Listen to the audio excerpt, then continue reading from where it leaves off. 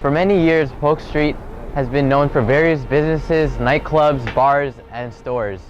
Here, as we're walking through the Polk district area, we see a large variety of different stores and locations that are dressed for people.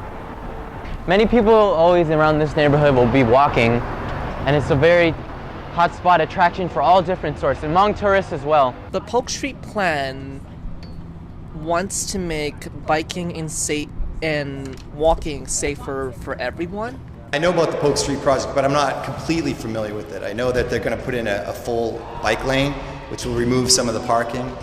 So I know the businesses are up in arms on Polk Street because they're going to lose some of the parking outside their businesses. But I am a bike rider, and I use that Polk Street thoroughfare all the time. I think Polk Street in general is a very narrow street. It's just one lane for each. So adding a bike lane would be, I can see why adding a bike lane would be trouble, just because there's not enough room for bikes. But it's definitely a safer precaution since we can't go down Van Ness or anything. It's one of those things where anything that we can do to create a little bit more safety with cars and bikes is probably not a bad idea, getting more cars off the road, but sometimes they impact a lot more than they plan. When I went to Galileo, biking Galileo is probably the quickest way. I went with my friends. There would always be taxis driving along the way, and they would never stop or look to the right of us. So they'd always do a right turn, kind of making us close to hitting them. I think one of my friends actually grazed the side of a taxi, but there should definitely be a bike lane, So I've been on there a couple times, and I've actually been in a couple accidents on Polk Street where people just pulling in and cutting off and not paying attention to the bike lane at all. So I've been hit once, and then a couple near hits a couple times. I've ridden on Polk Street a couple times. It's a little bit scary.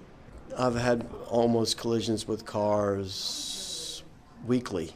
Like yesterday, a car turned left right in front of me without blinkers, and I had to yell at him. It's one of the most dangerous corridors in the city.